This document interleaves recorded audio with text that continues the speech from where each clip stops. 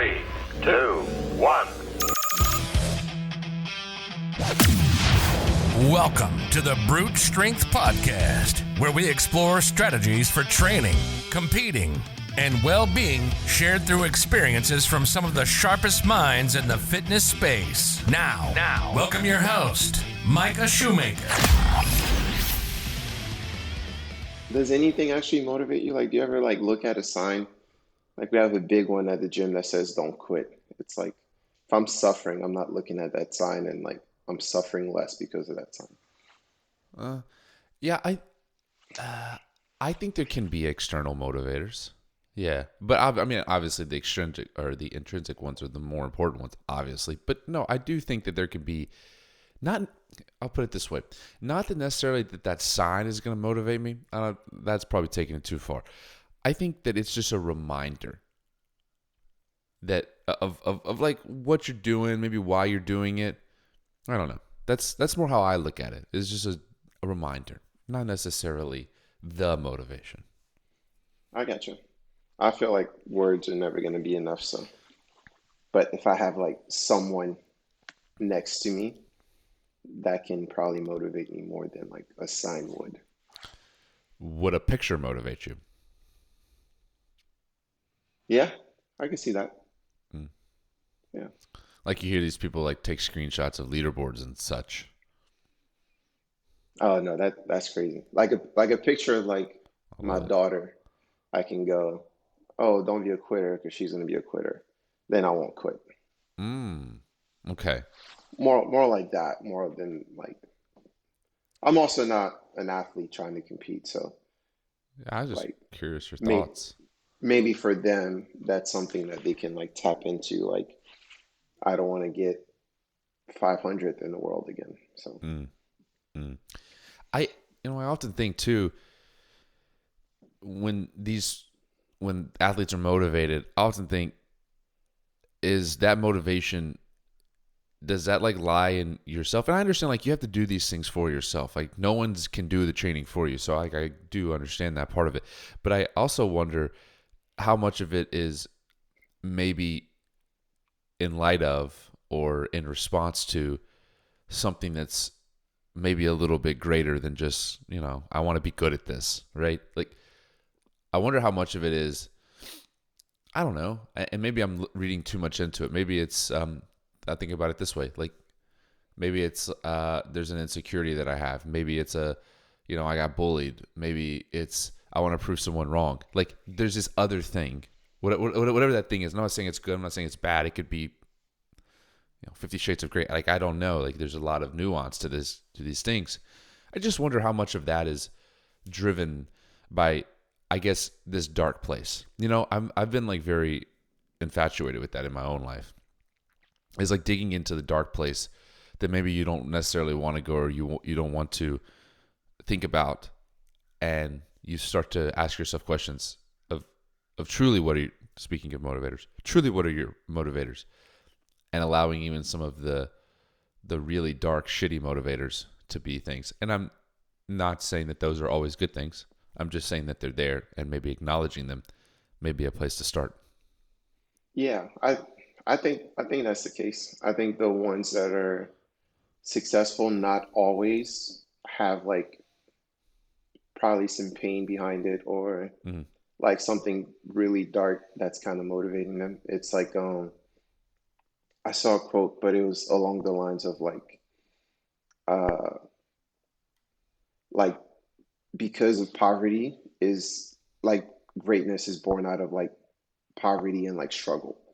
So the best athletes in the world, the brightest people in the world that accomplish the most of the time, they have some situation in their past that kind of led them to that greatness. And yeah, it's kind of true if you look at it. There's not a lot of NBA players that come from the Hamptons or other rich places. Yeah. Well, I think in some degree, and it's so cliche. You've heard it in every locker room ever. something about complacency, right? It's like, we can't get complacent. We must follow the process, right? Something of that nature. And what's the quote that strong that good times breed weak men? Something of the nature. I mean, it's longer than that. Obviously, it's this whole cycle of things, but ultimately, that good times breed weak men, and I think that's 100%. true. I think that's true. It's like it's easier. I mean, and you think about our biology too as human beings. It's like we're built to survive and weather things. It's like to some degree we all long for that thing to be okay. At least I do. I mean, you. Yeah. I mean, it's nice to be in your bed, nice warm bed, in the middle of the cold. Like you don't want to be out there shoveling snow. Right. 100%. Naturally, like you'd want to be inside the cave. Yeah. No. Inside the cave. Are you a person that, obviously at the date we're recording this is, the new year just rolled around, and for a lot of people, and I'm sure it's the same for you. You're seeing a lot of people post these New Year's resolutions, these goals that they have for 2023 at this point. And I'm just curious, is that something you've ever done in terms of, I guess building and crafting resolutions, and just what's your thoughts on that? Do you recommend people do that? I mean, do you do it? I'm just curious. No, I do it every year. I do it every year. But the way I do it is I expect to fail. So Interesting. every year I do this thing where I try to work out as many consecutive days as I can. And I've been doing it for 4 years now. And my goal is to go a full year of working out every day. And why that's important to me is because the thing that like I lack is like being consistent when there's no super loud why like right in my face. Like if I have something I'm training for, or if I have a competition or a season coming up, like that's easy to like get in the right mindset to like train consistently. It's like in those gaps where you don't have something you're working towards, can you still motivate yourself to like go in the gym more than 3 times a week? I think if that's what gets people in the gym, even if it's only for a month, that's better than nothing, right? But the biggest thing is like not doing it for a month and then waiting till next year to start again, right? Which I think it's like we all expect perfection, but perfection is what holds a lot of people back, because when you try to be perfect, you don't leave room for mistakes. But like mistakes are going to happen. You're going to miss a day at the gym. I fully expect that I'm going to miss a day at the gym at some point, but it's how fast can I get back in the gym? It's an interesting mindset. I expect to fail. That's, I don't know. That's not something that you hear a lot. Like it's not something that is widely broadcasted, I think. And If you don't fail, then what you're doing is probably not hard enough, because then you're not challenging yourself. yeah, I don't know. I guess I never thought of it that way. And I guess people are wired a little bit differently too. The psychology of failure to me is very interesting, because it's not the act of failing itself that I think holds most people back. It's the perception of failing, not just of themselves, but from others of themselves, right? Like that's, I think, ultimately what is the thing that holds people back. But it's, in response to New Year's resolutions, I think in a lot of ways they're gimmicky. I do. I just do. Because, and I'll play both sides of the fence here for this argument. But on one side of the fence, I think, why the hell do you need to wait until January 1, 2, 3 to do this? Okay, well then you could say, well, Micah, it's not about just doing the things. It's about right time, right opportunity, and in space, and this, that, and the third. Okay, got it. Understood. And then my response to that to be, well, why can't you create the space the other 364 days of the year? Well, you have a priority problem. You have a time problem. You have a scheduling problem, right? Like, you have a problem. If you can't see that and you need to wait till one day of the year, you have a problem, right? Well, I need the motivation, and this provides the extrinsic motivation that I need to be able to do the things that I need to do. Again, you have a priority problem. Okay, right. So, like, to me, it just seems very black and white. However, I am not, in this case, we talk a lot about fitness, so I'm not blind to the fact that it does bring a lot of people in the gym. It does bring a lot of people to eating well. And those are good things. Those should be celebrated, right? That's awesome. I don't think you should be a dick to the person in the gym just because they're coming and they haven't come in the last 11 months, but they're taking this opportunity to take advantage of the 30 days for free. And now they come into your gym and now you're a dick to the person because they don't know how to do chest up or pull-ups and they're taking a space in your class and you're really pissed at them, right? Like, I think at some point, like, we need to have some empathy. However, I'm the guy that raises my hand and go, but why is it like that? Like, why are we doing this to ourselves? Why do we go in this cycle where we want to get really motivated, yet then we drop off horrendously the other X amount of months of the year? And, I think to myself, what you just said, it's when I don't have a big enough why, it's really hard to do it. It's like even these, and you hear this all the time, these incredibly fit, these incredibly professional athletes that no longer do their sport, and then they just kind of don't train. And it's not that I'm expecting them to. No, I think that's different Well, for hold on. professional athletes. Hold on. It's not that I'm saying that they train like the professional athlete that they were, but that they create the new normal. And that new normal is obviously going to be different than training like a professional athlete. But I would argue that the reason for that is simply because you no longer have that intrinsic motivation to do it. You no longer have the why to do it. It's like, right. Well, it doesn't matter if I do it now. Right. I think it's different if you're a professional athlete and you're retired and then now you need to find like the right balance for you. I also think that people do a lot of stuff based on like perception and what other people will think. So Sure. it's like I watch someone on Instagram and they look good, so I want to look like that person, Sure. even though that has nothing to do with my life. So Yeah, I'm gonna try to look like that person. And then when it actually like matters and when I need to like actually start doing the stuff to look like that person, I don't do it because no kidding. it doesn't really matter. Yeah, no kidding. I learned like a long time ago, it's like if someone keeps saying I want to lose weight and then they don't do the things that requires them to like lose weight, they don't really want to lose weight. That means they're somewhere deep down, they're kind of comfortable with the way they are and the way they look. The reason they want to change is for something that doesn't actually matter to them. They just think it matters to them.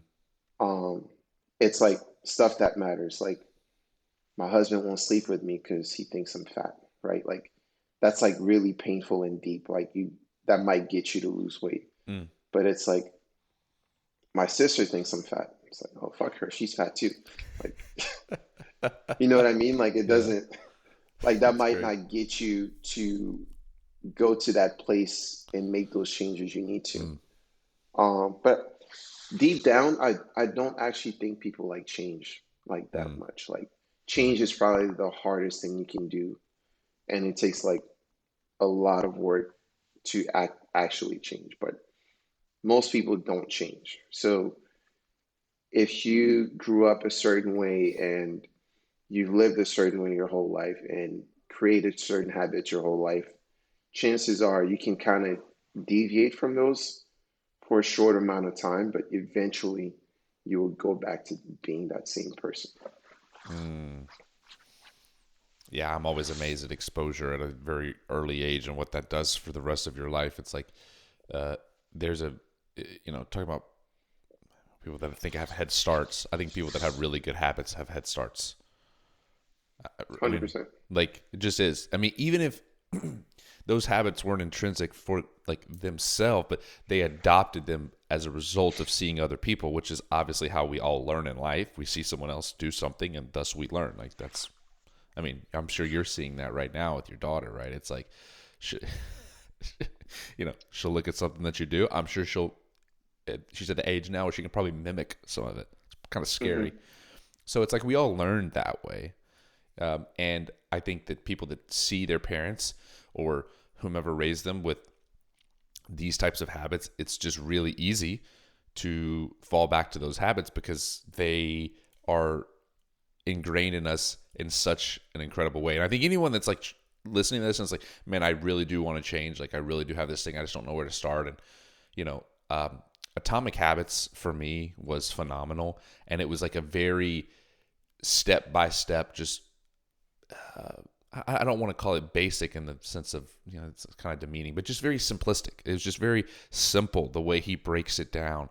And I think if anyone's listening and wants to do something or make a change, I think that book is a great place to start. It's, I don't know, it really shaped a lot of my things. I haven't read that one, but I've heard good things. What's your favorite step on there?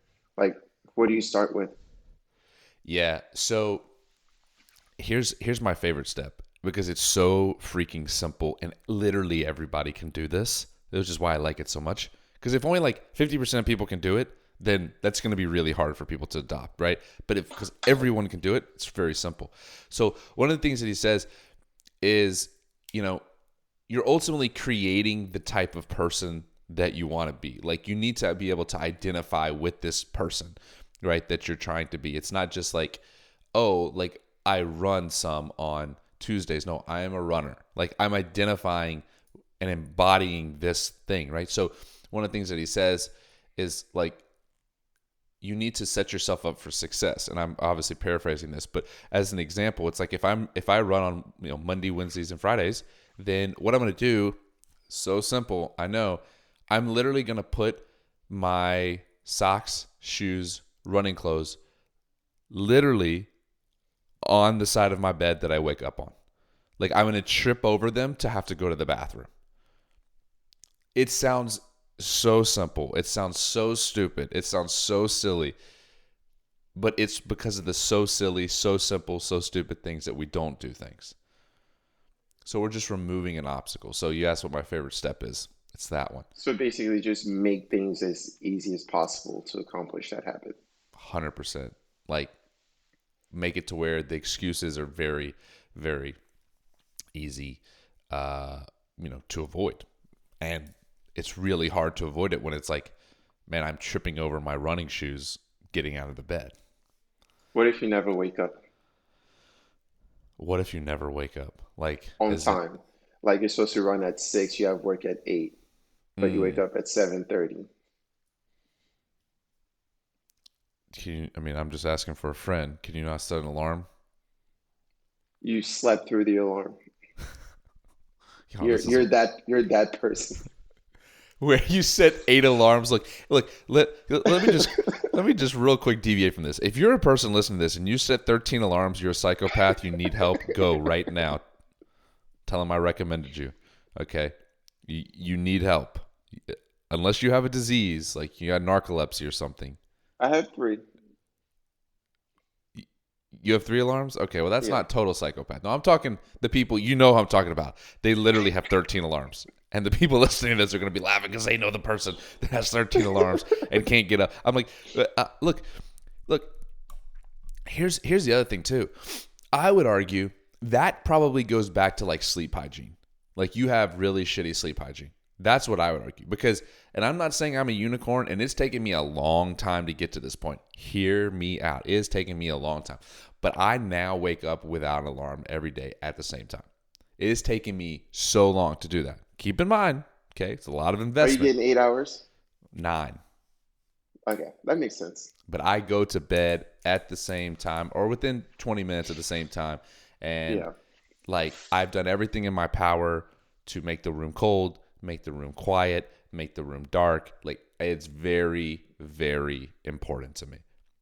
And so, anyways, if you sleep through 18 alarms, the alarms are just getting more at this point, then you should probably look at your sleep hygiene. But that's a different story for a different time. But he asked, so I'll answer the question. What are you most excited about? I was talking to Sam Smith last week, and I said, the perception out there is, I said, well, actually, you know what? I'll start with this because this was an interesting thing. We were talking about kind of like seasons of life and levels and things like that. He had recently gotten married, and we were talking through that and kind of how that season of life has changed for him, and he has different perspectives now on the clients that he coaches. And he said, the biggest thing that marriage has informed, or one of the things it's informed for me, is how I communicate, not just with my spouse, but with my clients. And he said, I've really learned a lot about that. And we were talking about, to your point, people not liking change. We were talking about these like levels of life where, at different levels, things require different inputs, right? So it's like, I kind of look at it like a video game almost.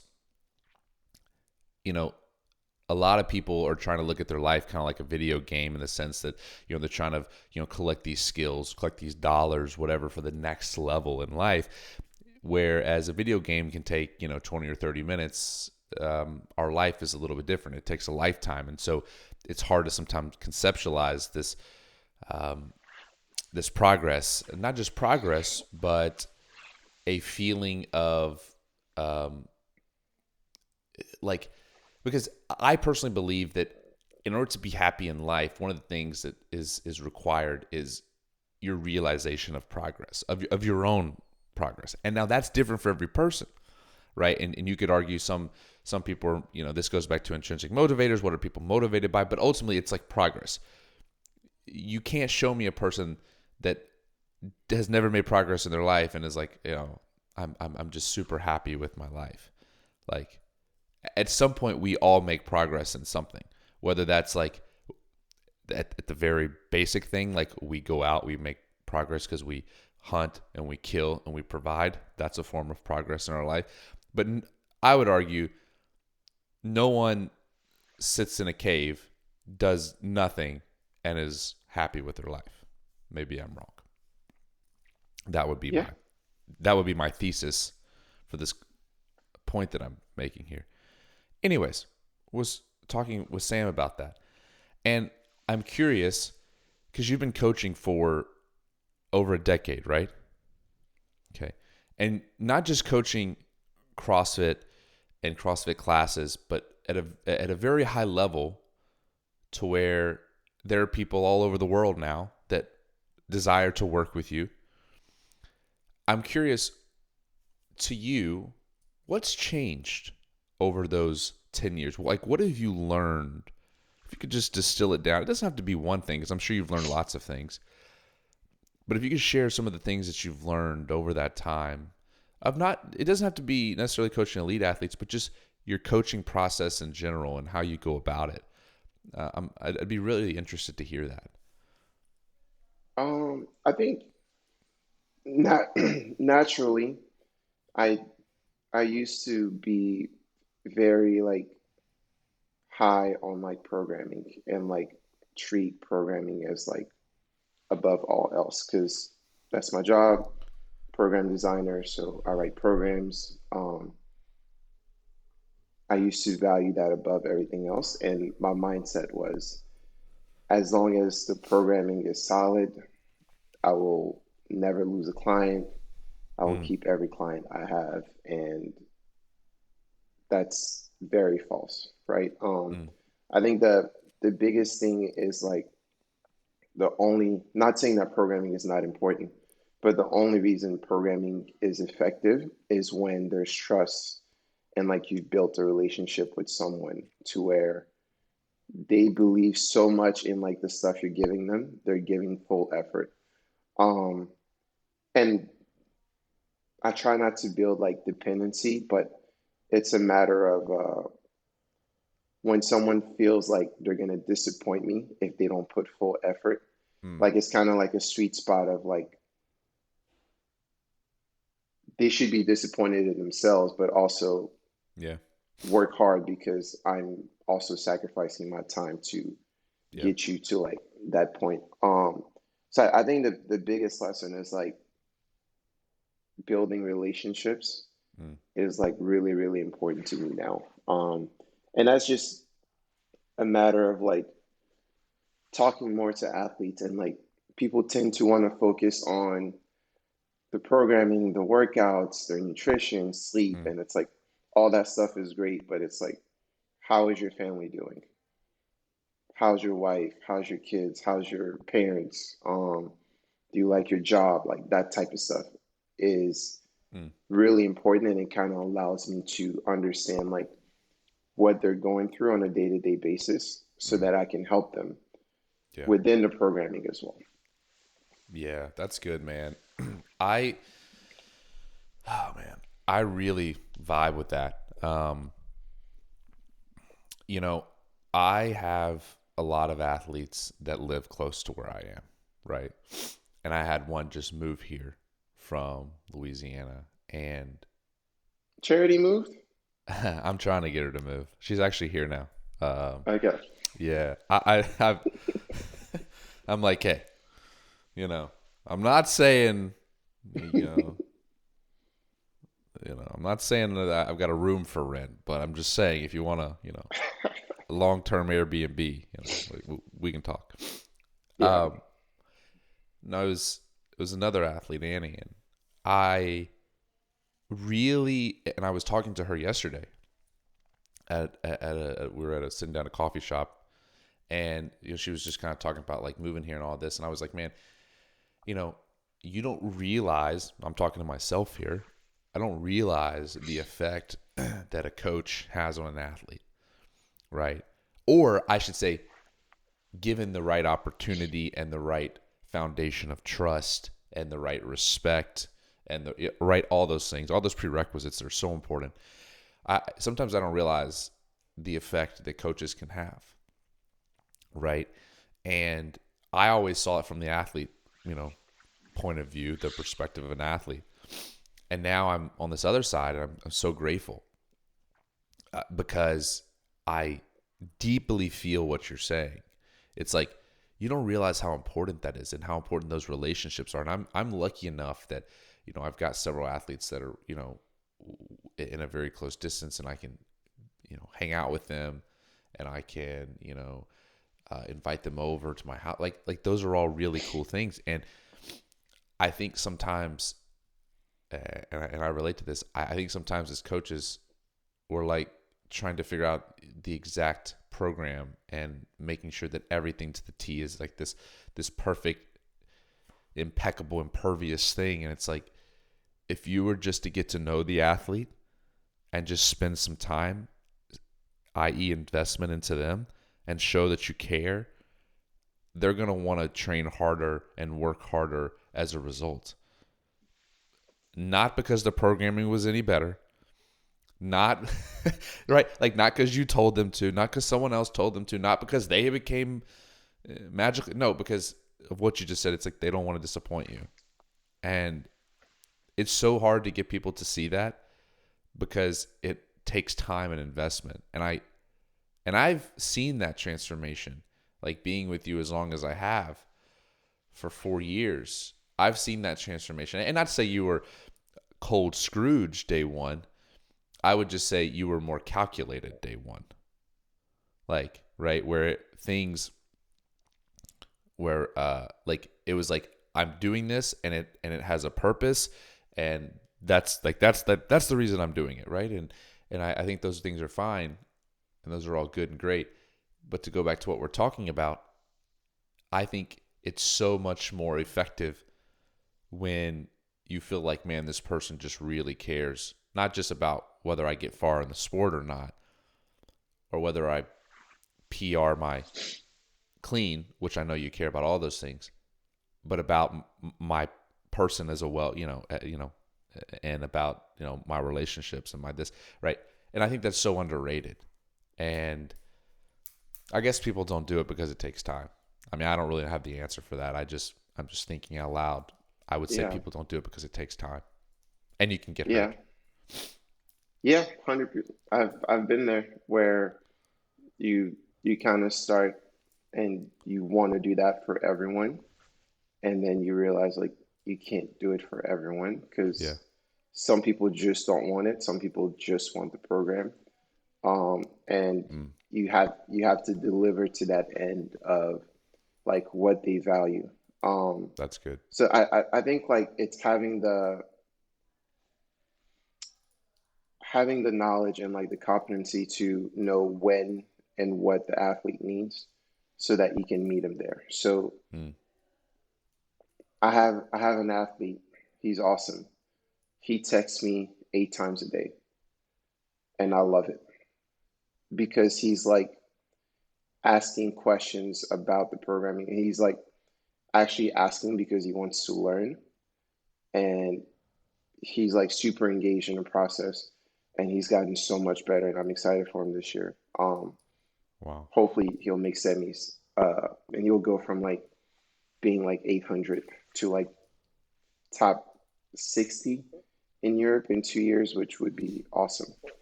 Um, and then I have athletes that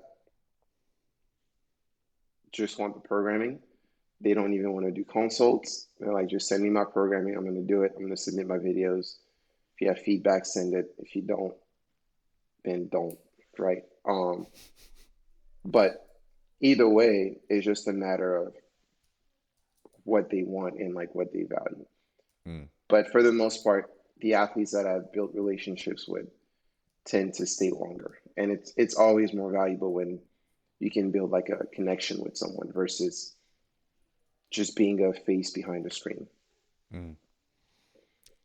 Yeah, I agree. I mean, and that's why like I've been such a big Have proponent. you, Go ahead.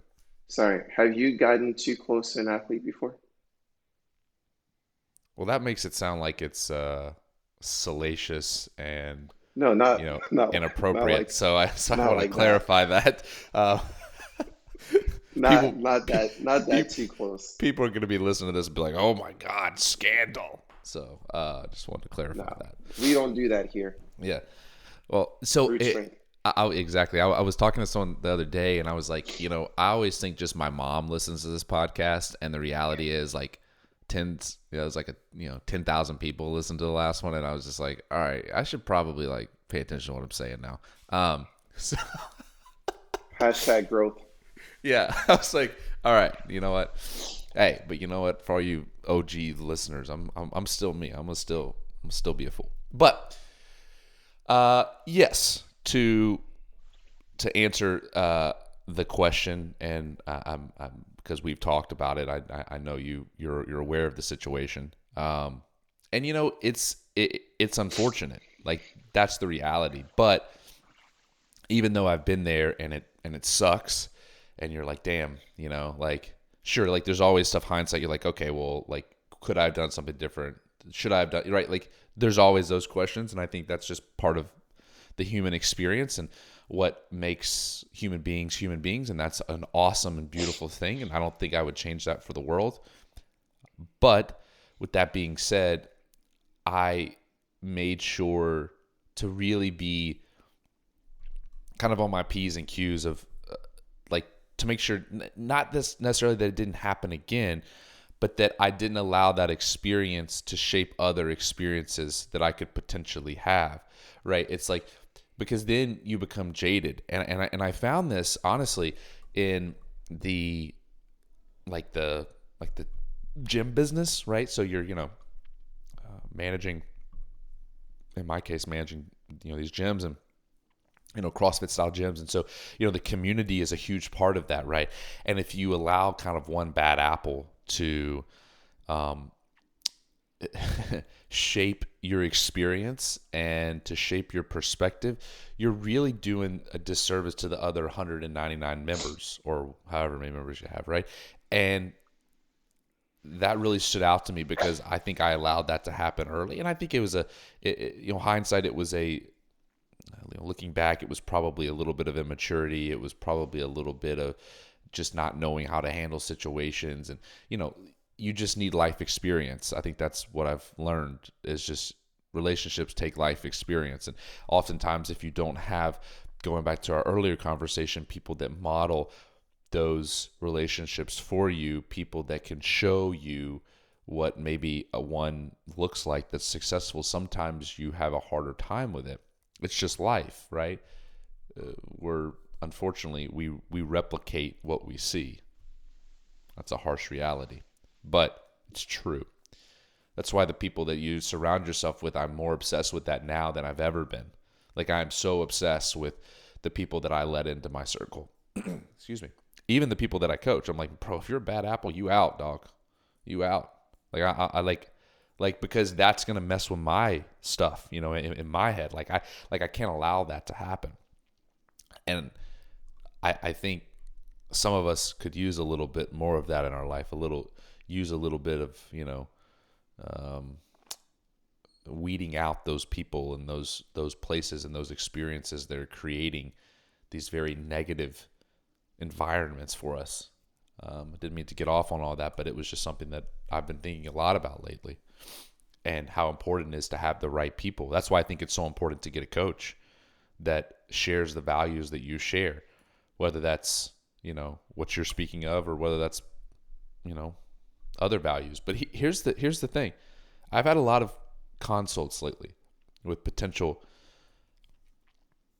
clients and potential athletes. And I'll tell you what, when you get down to it, if you spend enough time to pull back the layers, okay, everyone at the end of the day, and now this is defined differently for everyone, but everyone at the end of the day wants a coach that truly cares about them.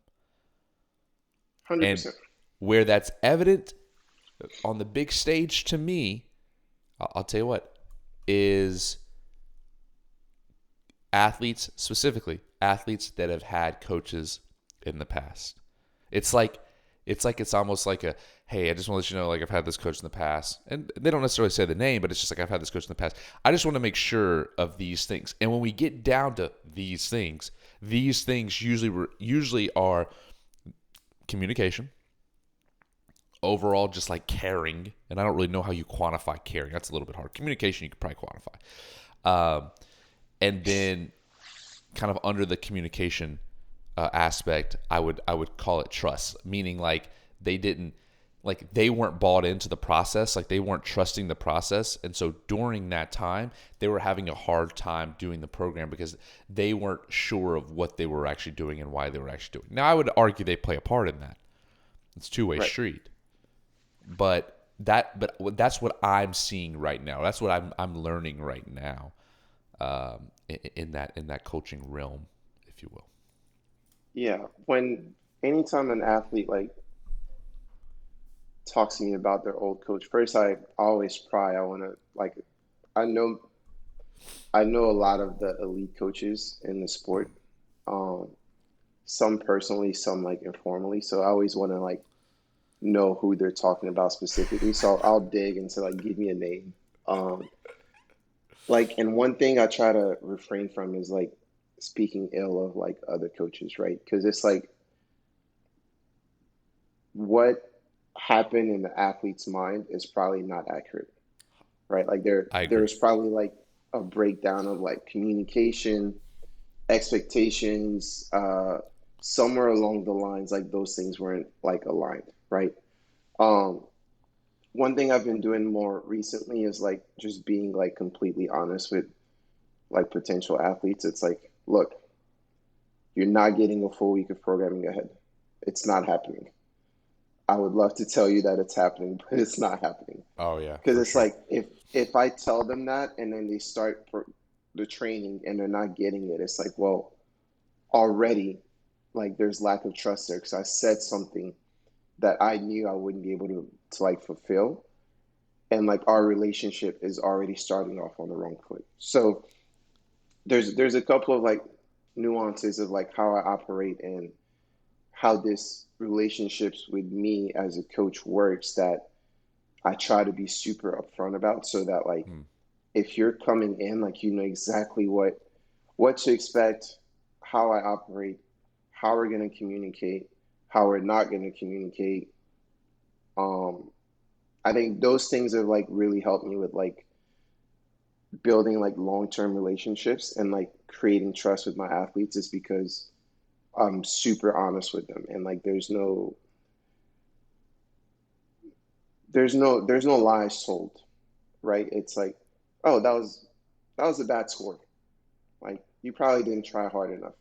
So we're gonna try again next week, right? It's like those types of conversations, or uh, things are like along those lines, like have really helped with like building relationships and like building trust. Because if you're able to like tell an athlete that, and they can like hear that and like not freak out, then you can like keep building on that.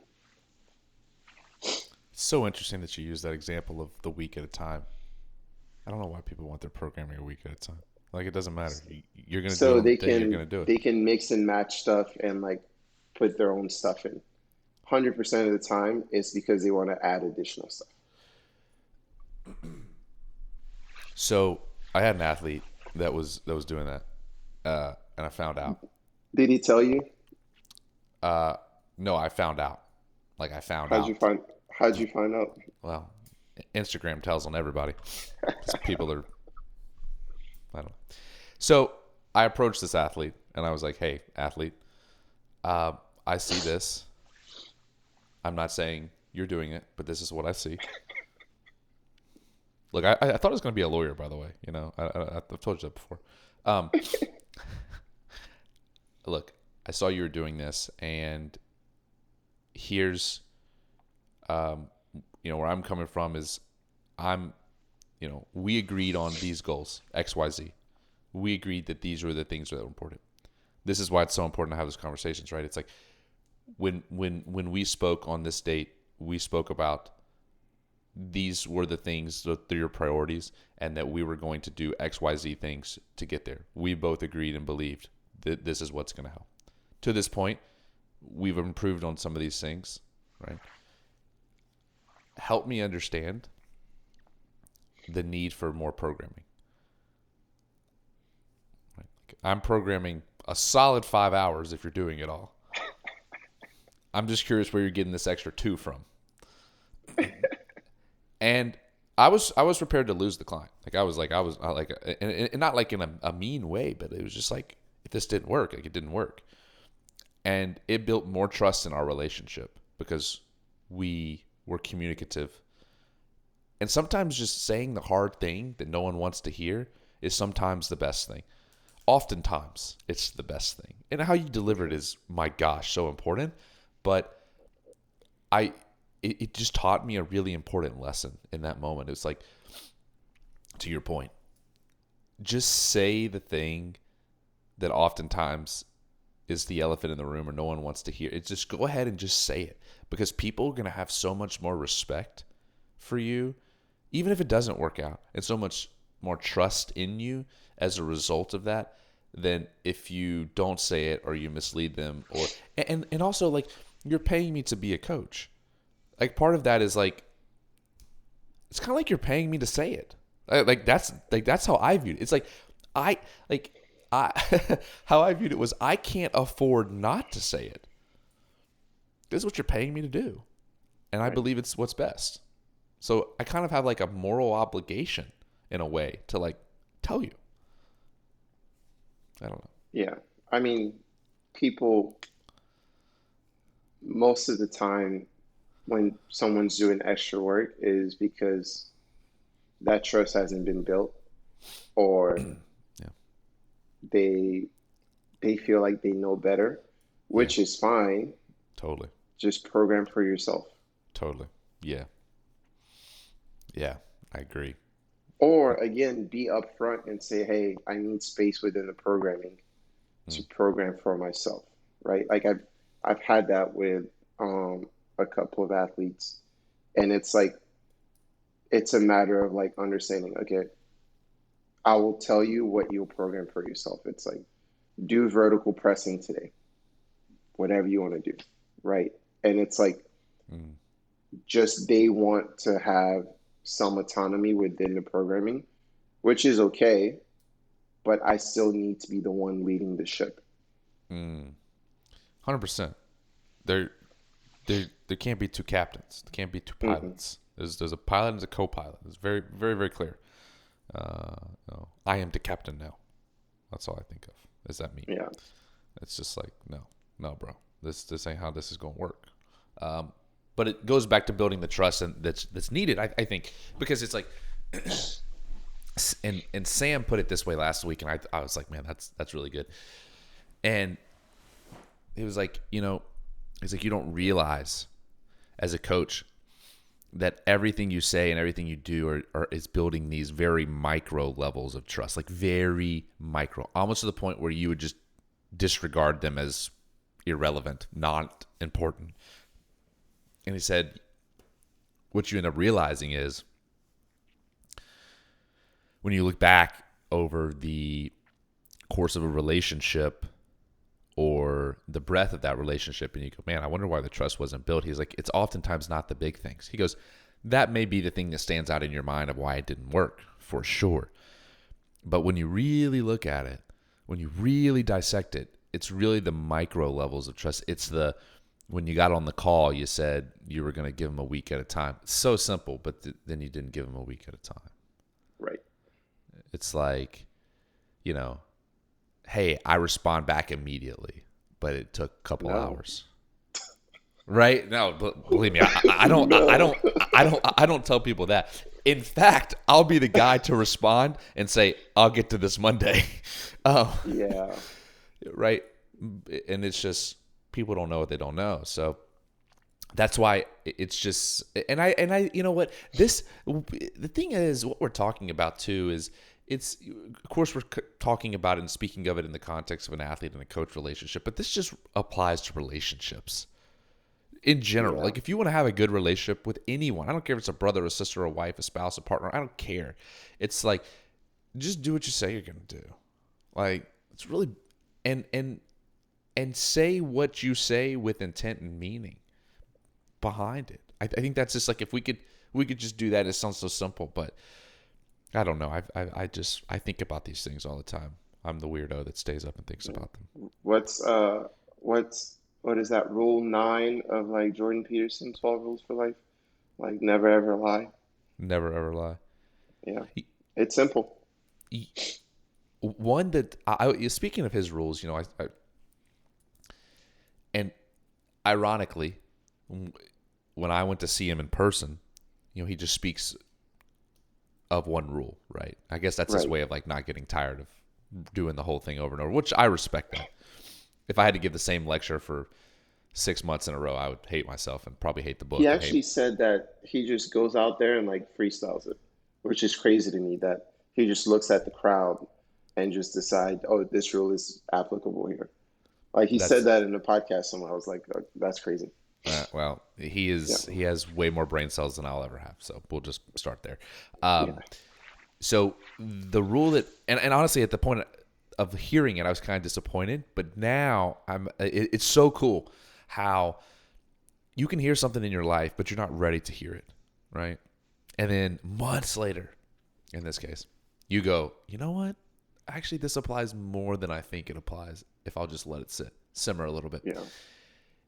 The rule was make one room in your house as beautiful as possible. And when I heard he was talking about that, I was just like, son of like, bro, I renovated a house. I don't have time for this. And then months later down the road, I'm like asking myself, like, why is that rule important? Why would I care to make one room in my house as beautiful as possible? And I've found myself even thinking, like, where can I do that? How can I do that? And I don't know. I'm in the middle of it, so I'm not ready to speak on the outcome or what I've learned from it because I don't know yet. But is it at your office? Yeah, that's what I've been really thinking about. Well, it's that room or our very front room, which I never used that room, so I'm saying that's probably not the best room. But there's basically two rooms that I'm going back and forth on. And Yeah. I don't know. I'm just really into this right now. I don't know. Like the whole feng shui thing, really into it. Really It's into important. it. So, what are you excited about for this season? I mean, obviously you've got a lot of clients, you've got a lot of athletes that are really, really good at the sport, and not just people that are good at the sport, but that are perceiving their own progress, that are making progress, and that's exciting to them. Whether they're at the top of what we consider our sport or not, doesn't matter. But what are you excited about? For this season, I'm making some changes, but the things that I'm most excited about is to have less so I can give more. And what I mean by that is in the past, like I've had to the point where I have like 16 athletes competing at a competition.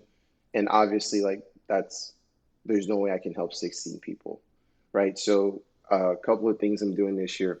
For one, CrossFit helped me out, and everywhere I have athletes, I'll be able to go to all the semis. So I'm excited about that. Wait, what do you mean CrossFit helped you out? With the East West semifinals, Oh, I'll be able got to it. attend both. Okay. Versus last year, it was nearly impossible to travel 4 weeks back to back. So I had to pick and choose which ones I was going to go to. Okay, I understand. Yeah, so now I only have two options basically. And I have athletes in Europe, and ideally they'll be at the same semi, so that will help me out as well.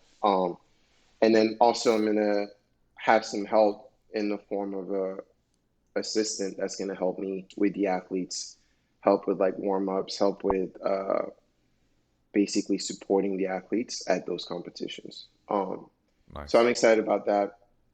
And then also basically for the entire CrossFit season, I'm not going to be taking on any new athletes. So whatever roster I go into this season with is what I'll stick with through the CrossFit Games. So that means that after February, well, after January, I won't be taking on any new athletes. So if you need to sign up, or if you've been looking for a coach, or you're ready to get started with a coach, do it in January, because that door will be closed. February 1st, no more athletes. My roster is set, and I'll basically be focused on supporting those athletes through the season. I like that. And then I got some really good athletes for this season. So I'm excited to see what Matt does. He finished second in the Open last year. Should be a good season. Zach Watts had a really good 4 months of training, so excited to see him be back on the floor and competing.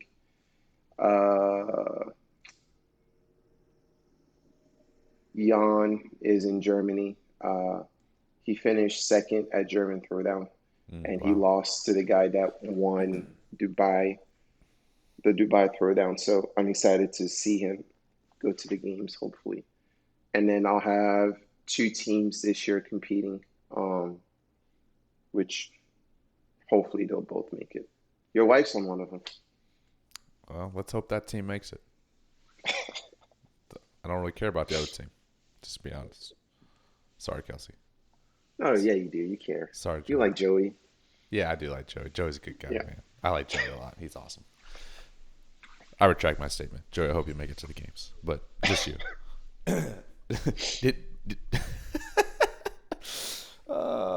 So are all the team rosters set, like, for you? Or are y'all looking for anybody? Or are you like done? Like that's like No, we're set. it's set. Yep, set in stone. Who's the other girl on the team? Or is that can't say it yet?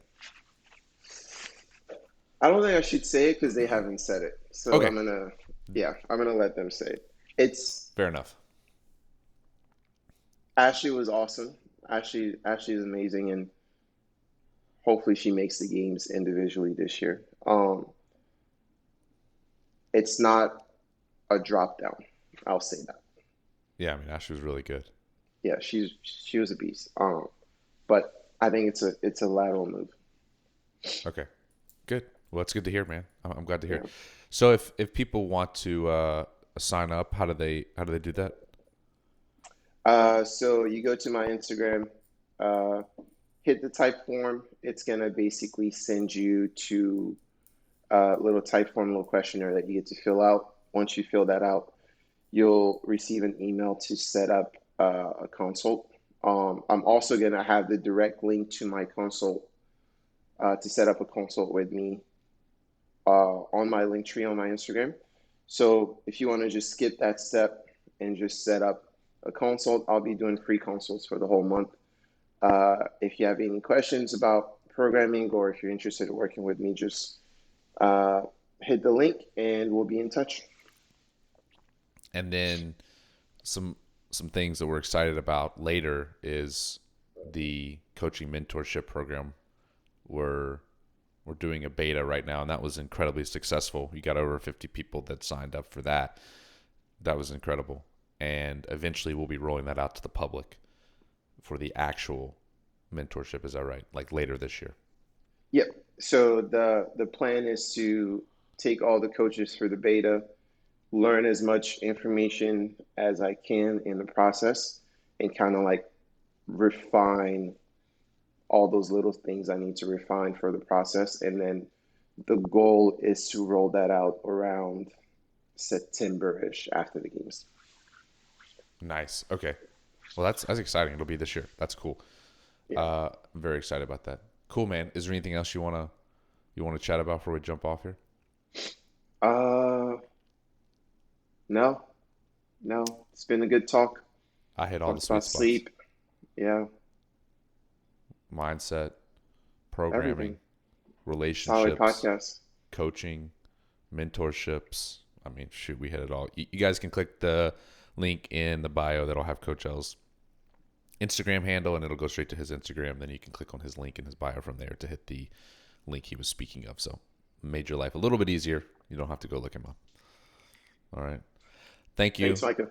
Happy New Year, and we'll talk soon, man. Later. Thanks for listening to Brute Strength Podcast. As always, you can head over to brutestrengthtraining.com to connect with us and access the links and resources mentioned in this podcast. That's brutestrengthtraining.com for exclusive content and giveaways just for you, our podcast listeners. Consider subscribing so you never miss out. That's all for this episode. See you next time.